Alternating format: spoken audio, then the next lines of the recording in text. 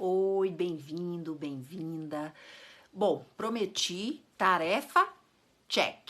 Tô aqui para falar sobre a síndrome da impostora do impostor.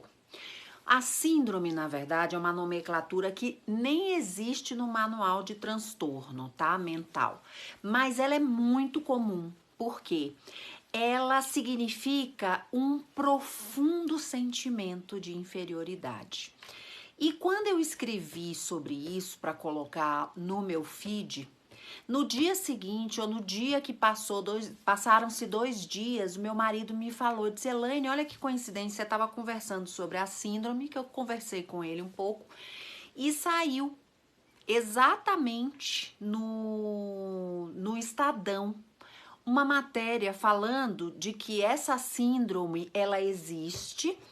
Também não é uma síndrome categorizada hoje ainda dentro dos transtornos mentais, porém é algo que afeta uma grande parte da população e que as questões de gênero, no caso, as mulheres que têm ainda muito esforço, que fazem muito esforço e que precisam fazer mais esforços que os homens no mercado de trabalho, elas sofrem naturalmente um percentual maior dessa síndrome, desse profundo sentimento de inferioridade, ou seja, ela pode vir associada a uma depressão, ela pode vir associada a uma crise de pânico, ela pode vir associada a uma crise alta de ansiedade e também pode vir sozinha, desvinculada de qualquer patologia, tá, gente?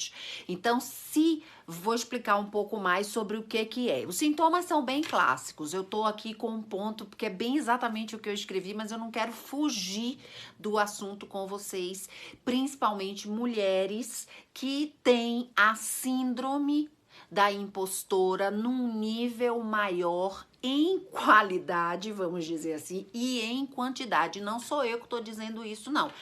Foi o Estadão que disse, baseado em pesquisas, né? Então, ele é um sentimento que acomete a pessoa de menor valia e faz com que ela pense o tempo todo que ela não merece o que ela tem, nem o que ela é, e o tempo inteiro ela se questiona, mas será que eu sou boa o suficiente? Então, por exemplo, vamos imaginar uma mulher que foi promovida numa equipe que tinham vários concorrentes, ela foi promovida. Se ela estiver com o sintoma clássico da síndrome, ela vai pensar, meu Deus, mas será que será que não me enganaram? Será que eu realmente mereço? Será que eu tenho potencial para esse cargo de liderança? Vocês entenderam o grau do problema? É um padrão de comportamento, de pensamento, comportamento que coloca em dúvida a capacidade da pessoa. E chega até a acreditar que a competência não está no nível do que o outro, do que o externo pede, quer, deseja, espera.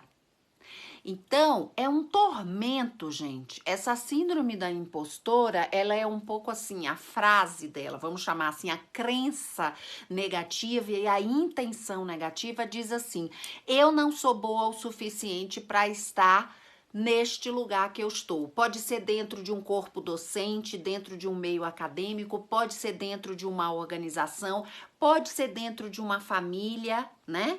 Ou seja, você está numa relação com alguém que você vê essa família como um núcleo muito diferenciado do seu, e vamos imaginar que você receba um pedido de casamento e você entra, né? Se você estiver com a síndrome, você pode entrar num grande questionamento de será que eu vou conseguir dar conta do que eles esperam de mim nessa família?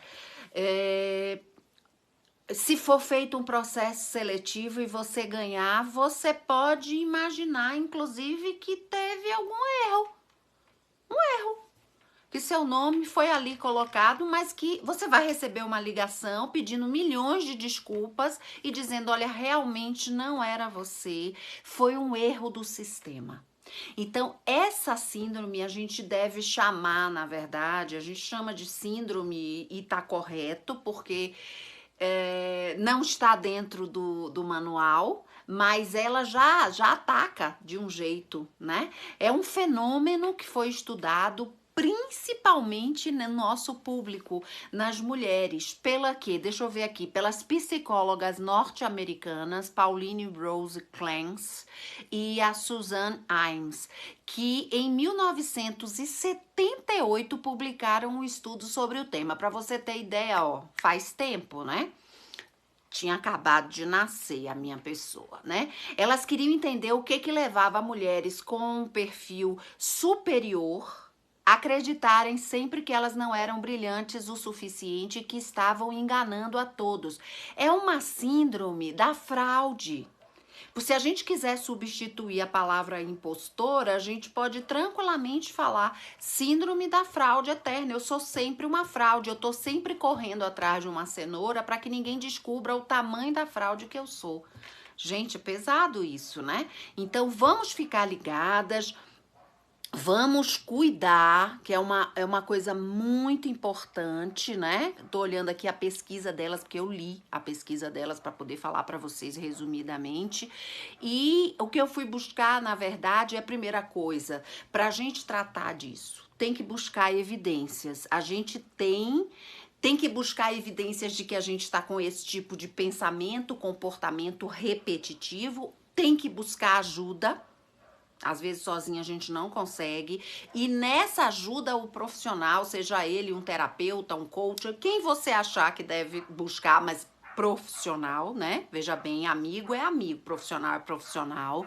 Essa evidência, a gente tem que começar a buscar motivos para a gente se sentir capaz, para reforçar a nossa autoestima. E uma forma de reforçar a autoestima é aquela forma básica mesmo de fazer lista, de começar a observar o que eu penso e como eu me comporto com o que eu faço, com o meu passado, com o meu histórico, me comparar comigo mesma e não mais com ninguém. Então eu olho como eu era há 5 anos atrás e olho e vejo que eu conquistei coisas, inclusive o que me chama os pensamentos da síndrome. Poxa, mas peraí, tem alguma coisa pra gente trabalhar aí. Então, pensar que qualquer experiência que a gente passa na nossa vida, pensar, saber, sentir, é uma grande oportunidade, sempre uma grande oportunidade para aprender, para evoluir, para crescer e para cuidar também das partes que não estão evoluídas, que estão imaturas e que têm muitas dificuldades, como qualquer ser humano tem na vida.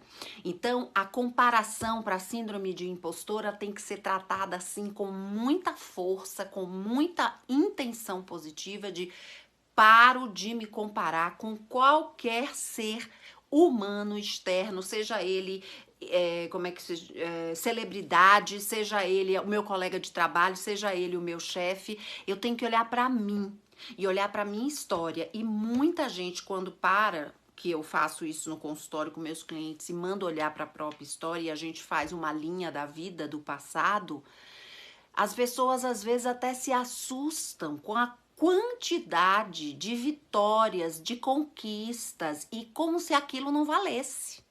Eu ouço história, gente, que eu digo, gente, mas isso é maravilhoso. Ah, que nada. Não, não é que nada, não. É que muito, que muito, que muito e que muito. Então vamos ficar atento, porque essa síndrome, ela tá muito forte. Com certeza as pessoas, os colegas, isso já chegou no consultório, talvez já tenha chegado para você. Você já sinta assim, você já tem um certo comportamento, uma vontade sempre de dizer que não é bem isso, que você não é tão boa, que você tá sempre tendo que melhorar porque você é uma fraude. Presta atenção, isso tem nome, sobrenome, a gente tem que evoluir, cuidar, colocar uma etiqueta e colocar numa caixinha e, quando for possível, jogar fora, tá bom? Eu sou Elaine Menezes, terapeuta, tô aqui para te ajudar. O que você quiser saber a respeito disso, me pergunta. Tô super disponível e, aliás, tô muito interessada. Obrigada.